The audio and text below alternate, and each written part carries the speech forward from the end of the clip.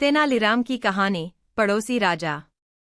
तेनालीराम को राज कृष्णदेव राय के दरबार में विशेष सम्मान हासिल था, इसलिए उनसे जलने वालों की राजमहल में कमी न थी।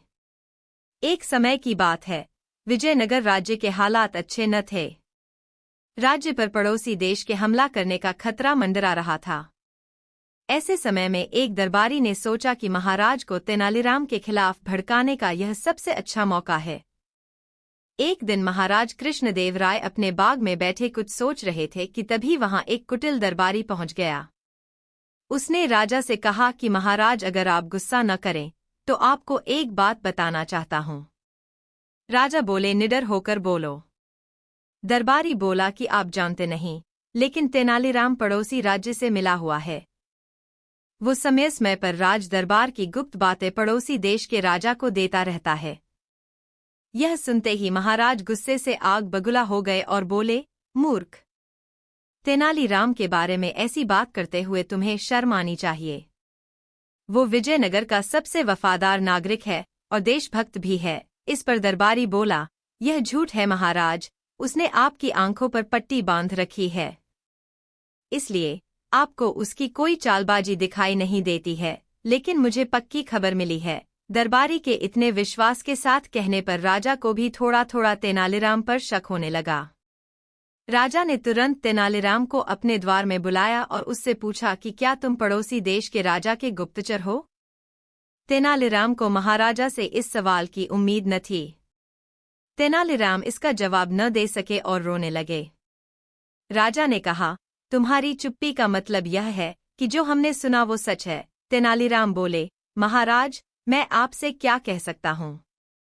आप मुझे अच्छी तरह जानते हैं, इसलिए आप जो चाहे निर्णय ले सकते हैं।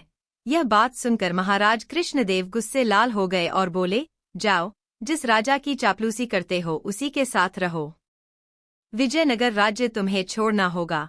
राजा के मुंह से ऐसे कठोर वचन सुनकर तेनालीराम वहां से चल दिए। वह पड़ोसी राजा के दरबार में पहुंचे और उसकी तारीफ में उन्होंने कई गीत गाए।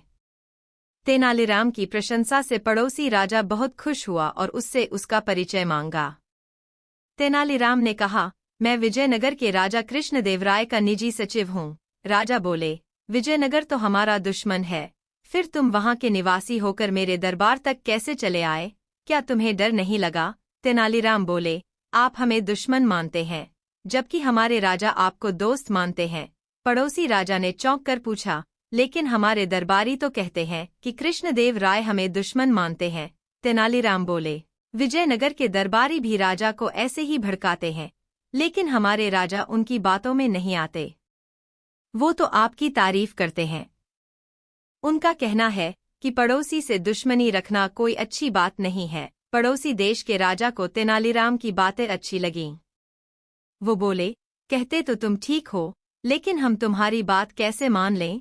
तेनालीराम बोले, मैं खुद उनका निजी सचिव हूँ और उन्होंने मुझे शांति प्रस्ताव लेकर भेजा है। पड़ोसी राजा को तेनालीराम की बात पर यकीन हो गया और बोले, तो अब हमें आगे क्या करने चाहिए? तेनालीराम ने सलाह दी कि एक संधि पत्र और कुछ उपहार विजयनगर राज्य पहुंचाएं और आगे बढ़कर विजयनगर से मित्रता स्वीकार करें। राजा को तेनालीराम का सुझाव बहुत पसंद आया। उन्होंने उपहारों की तैयारी शुरू करवा दी। उधर राजा कृष्णदेव को तेनालीराम की बेगुनाही का पता चल गया था और वो अपने व्यवहार पर बहुत पछता रहे थे।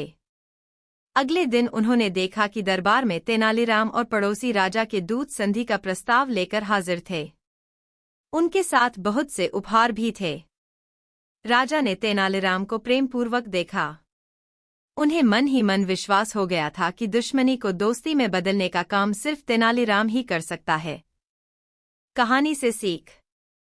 इस कहानी से हमें यही सीख मिलती है कि ईमानदारी का परिणाम एक न एक दिन जरूर मिलता है।